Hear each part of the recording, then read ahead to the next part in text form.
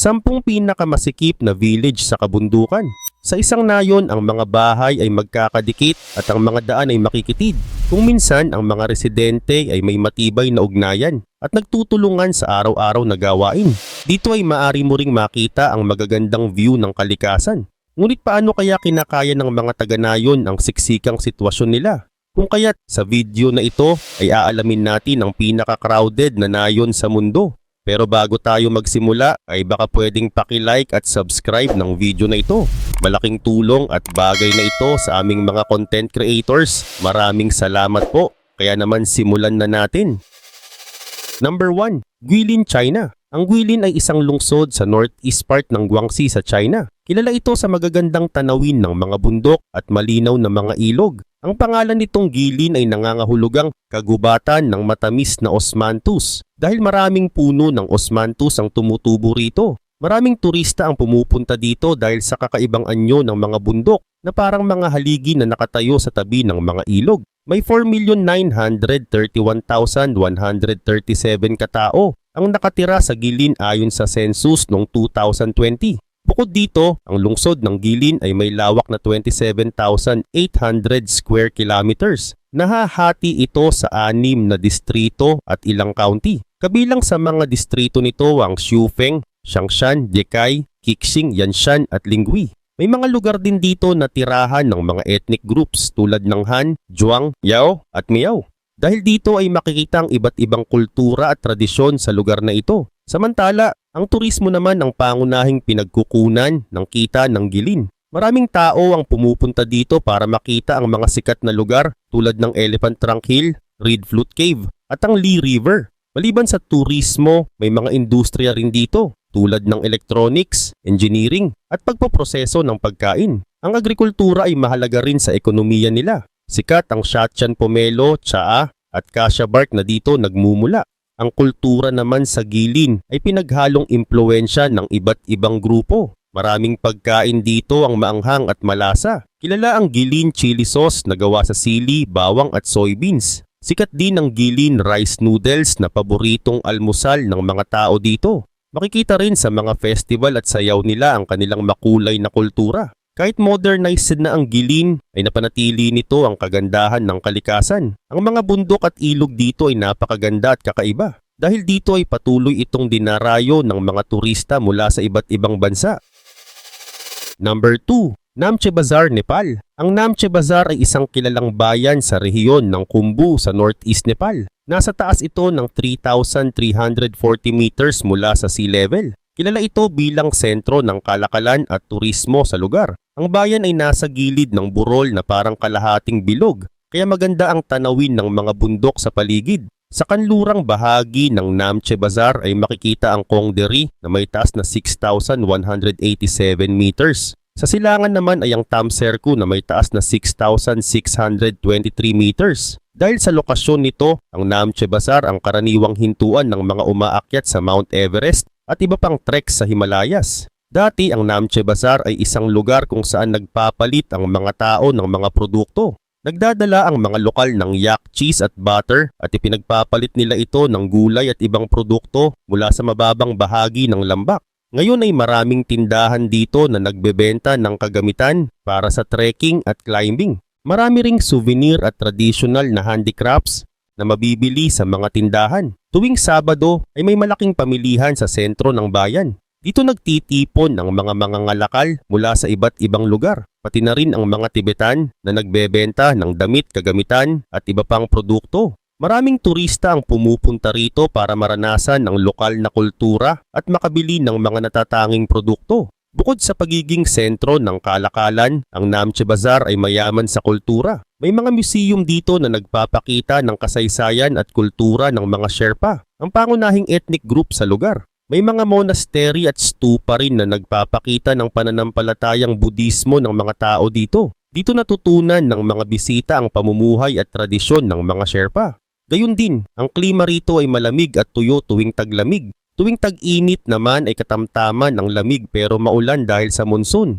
Ang average na ulan kada taon ay 1,110 mm at ang average na temperature ay 6.1 degrees Celsius. Ang pinakamainit na buwan ay July na may 11.7 degrees Celsius at ang pinakamalamig na buwan ay January na may negative 0.8 degrees Celsius.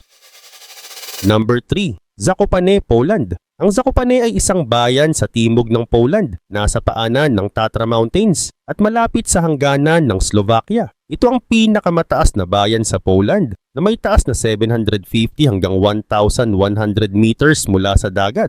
Kilala ito bilang winter capital ng bansa dahil sa mga sikat na aktibidad tuwing taglamig. Ang klima sa Zakopane ay malamig tuwing taglamig at katamtaman tuwing tag-init. Dahil sa mataas na lokasyon nito ay mas mababa ang temperature dito kumpara sa ibang bahagi ng Poland. Ang taglamig ay karaniwang nagyayelo ngunit mas maaraw kung kaya't patok ito sa mga mahilig sa skiing at iba pang winter sports. Bawat taon ay humigit kumulang 2.5 milyong turista ang bumibisita sa Zakopane. Sa taglamig ay maraming bisita ang nagsasaya sa skiing, snowboarding at ski jumping. Sa tag-init naman ay patok ang hiking, climbing at pagbisita sa magagandang tanawin ng Tatra Mountains. Ang Krupovki Street, ang pangunahing kalye ng bayan, ay puno ng mga tindahan, restaurants at mga street performer na nagbibigay ng masiglang atmosphere para sa mga bisita. Mayaman at makulay ang kultura ng Zakopane, lalo na noong huling bahagi ng 19th century. Maraming artista ang bumisita at nanirahan dito,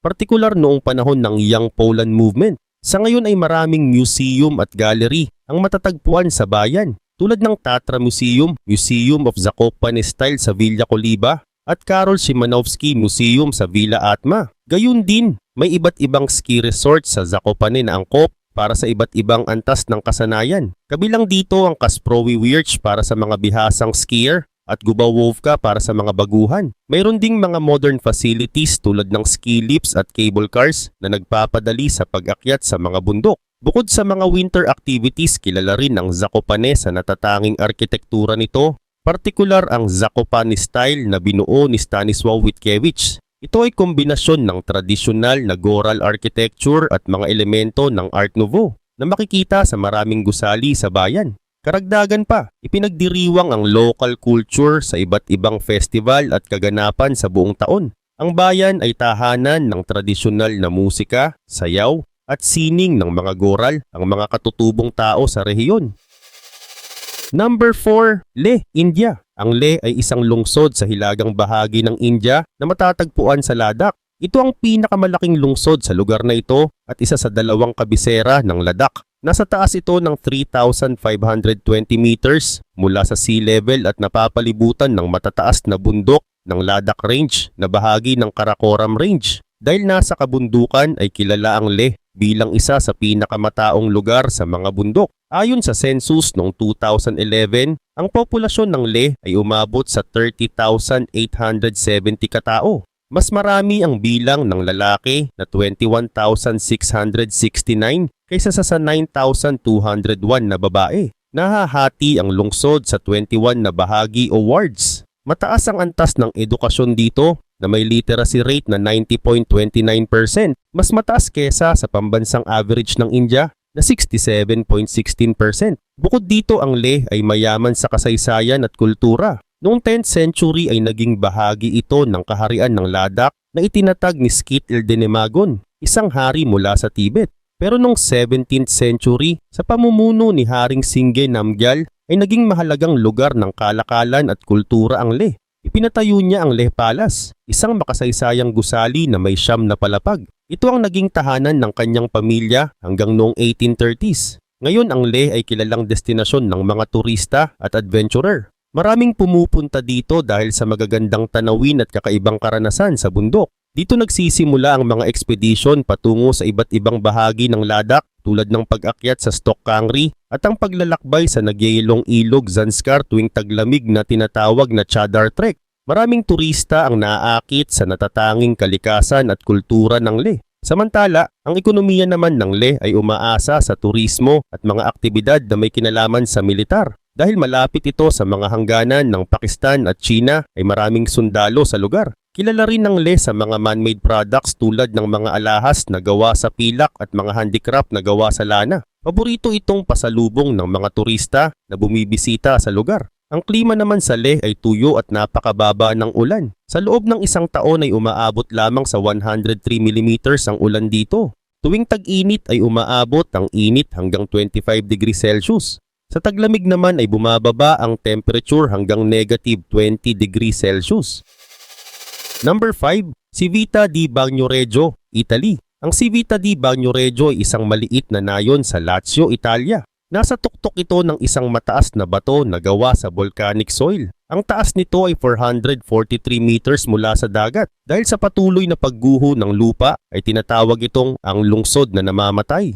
Matatagpuan ito 120 kilometers sa hilaga ng Rome. Samantala itinatag ang Civita di Bagnoregio ng mga Etruscan mahigit 2,500 years na ang nakalilipas. Ang lugar na ito ay kilala sa magagandang lumang gusali at makitid na daan. Makikita rito ang mga lumang bahay na may baging sa mga pader. Ang pangunahing pasukan ay isang daan na bato na ginawa ng mga Etruscans. Makikita rin dito ang Romanesque arch na idinagdag noong 12th century. Dahil sa tuloy-tuloy na pagguho ng lupa, ang tanging paraan para makapasok sa nayon ay sa pamamagitan ng isang footbridge. Itinayo ang tulay na ito noong 1965. Ito lang ang daan papasok at palabas ng nayon. Walang sasakyan ang pinapayagan sa tulay. Dahil dito ay tinatawag din itong Lost City dahil sa unti-unting pagguho ng lupa. At noong 2013 ay sinimulan ng pamahalaan na maningil ng bayad sa pagpasok sa nayon. Ginagamit ang kita sa bayad para sa pag-aayos at pagpapanatili ng mga lumang gusali at mga daanan.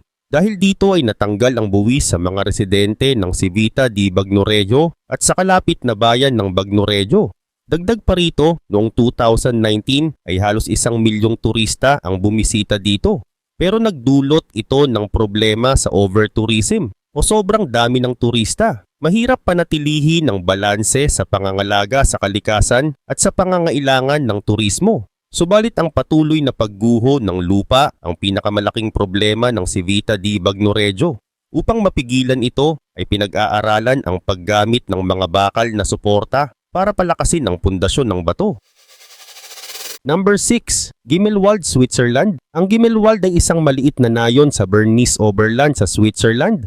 Matatagpuan ito sa taas na 1,367 meters mula sa sea level. Namumuhay ang mga residente dito ng simple kasama ang kanilang mga alagang hayop at malapit sa kalikasan. Ang mga bahay sa Gimmelwald ay tradisyonal na Swiss chalets. May mga bulaklak sa bintana na nagbibigay ng maganda at simpleng tanawin. Tahimik at payapa ang lugar dahil walang trapiko ng sasakyan. Ang mga tao dito ay nagtutulungan sa mga gawain tulad ng pagsasaka at paglilinis ng nayon. Marami namang turista ang bumibisita sa Gimmelwald dahil sa ganda ng paligid.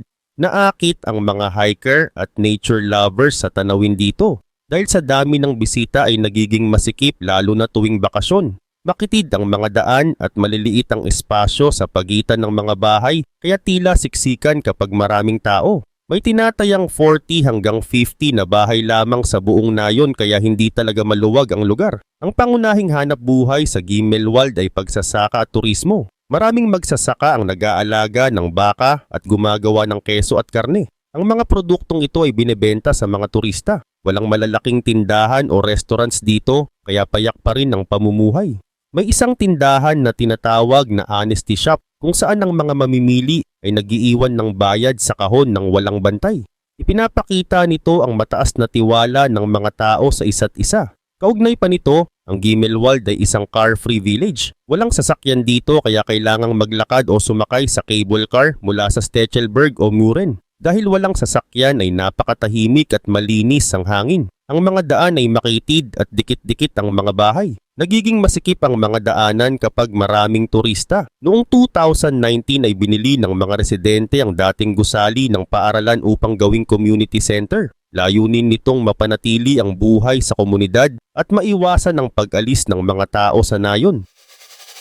Number 7, Oia, Santorini, Greece. Ang Oia ay isang maliit na nayon sa northwest part ng Santorini sa Greece. Ito ay nasa taas na 70 hanggang 100 meters mula sa dagat. Matatagpuan ito sa gilid ng bundok at may habang 2 kilometers. Kilala ang Oia sa mga puting bahay na may blue na bubong at mga simbahan na bilog ang bubong. Ang mga bahay at restaurants dito ay nakaukit sa gilid ng bundok kaya maganda ang tanawin ng dagat. Noong 2021 ay may populasyon ng Oya na 1,087 katao. Kahit maliit ang bilang ng mga nakatira dito ay dinarayo ito ng maraming turista araw-araw. Tuwing tag-init ay umaabot sa 17,000 na turista ang pumupunta dito araw-araw. Dahil dito ay nagiging sobrang sikip ang mga makikitid na daan ng Oya.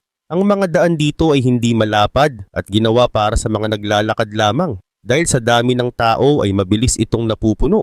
Maraming turista ang pumupunta para makita ang sikat na paglubog ng araw na sinasabing isa sa pinakamaganda sa buong mundo. Maliban dito, ang Oya ay may humigit kumulang 500 na bahay. Karamihan sa mga ito ay maliliit at dikit-dikit. Ang mga bahay ay gawa sa puting bato at may mga blue na bintana at pinto. Dahil sa dami ng turista ay nagiging mahirap ang paggalaw sa mga daan, lalo na tuwing hapon hanggang gabi. Maraming tao ang nagsisiksikan sa mga lugar kung saan makikita ang paglubog ng araw. Dahil sa sikip ay nagkakaroon ng mahabang pila sa mga restaurants at tindahan.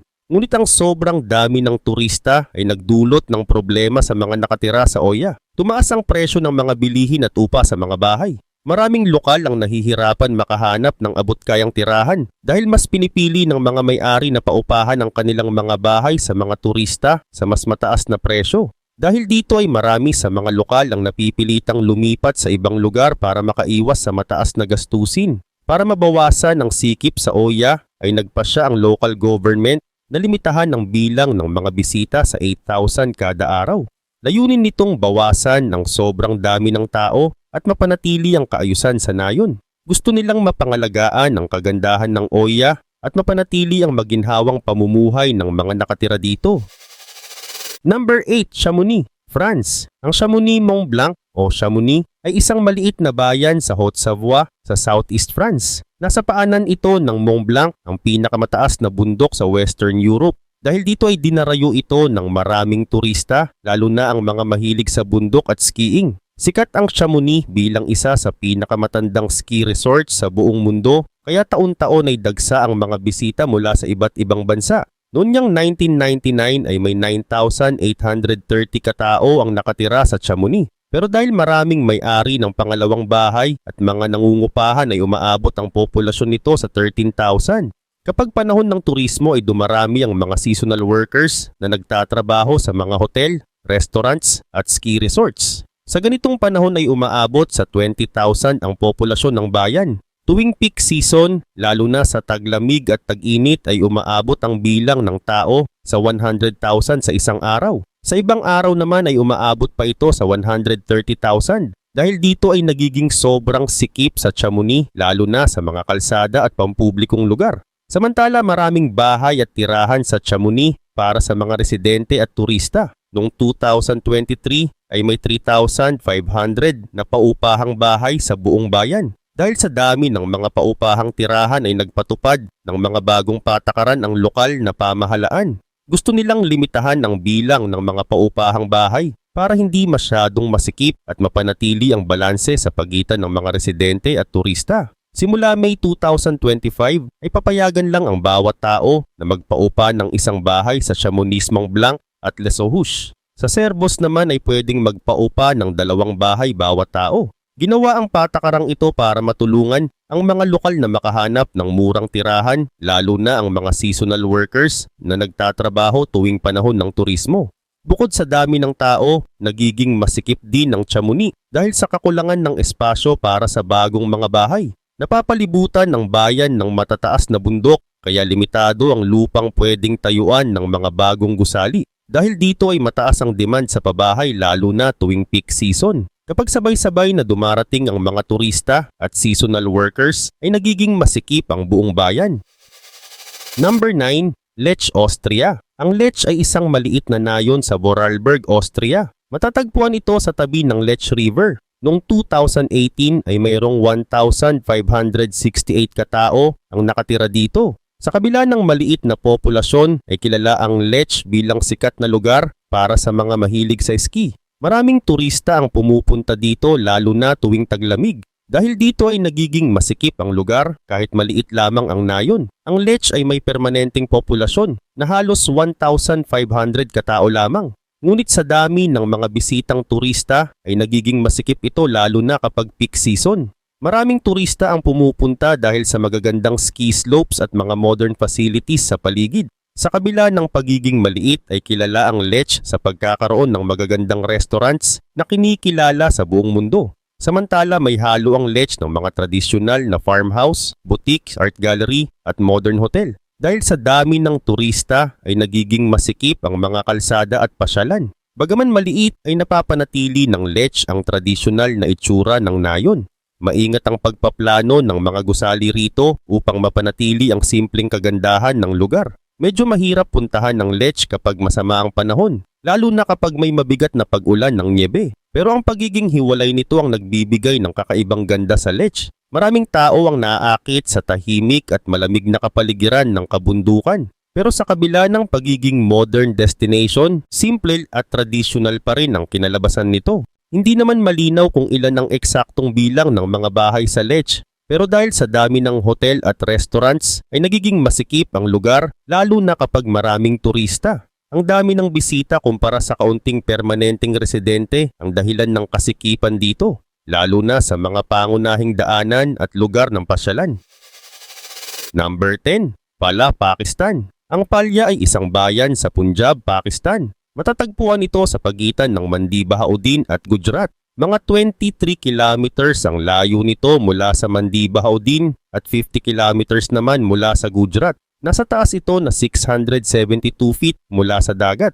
Ayon sa kasaysayan, itinatag ang Palya ni Alexander the Great. Tinawag niya itong Bukepala bilang alaala sa kanyang kabayong si Bucephalus. Sinasabi na ang lumang Bukepala ay nasa lugar kung nasaan ngayon ang Palya. Noong 2023 ay tinatayang may 62,453 na tao ang nakatira sa Palya. Sa buong tehsil ng Palya ay may 635,651 na populasyon. May lawak itong 1,155 square kilometers. Ibig sabihin, may 550 katao per square kilometers. Dahil dito ay siksikan ang mga tao sa Palya. Maraming bahay ang magkakadikit at maliit ang espasyo. Karamihan sa mga pamilya ay may 6 na tao sa isang bahay. Dahil dito ay masikip ang mga bahay at halos walang pribadong espasyo ang bawat miyembro ng pamilya.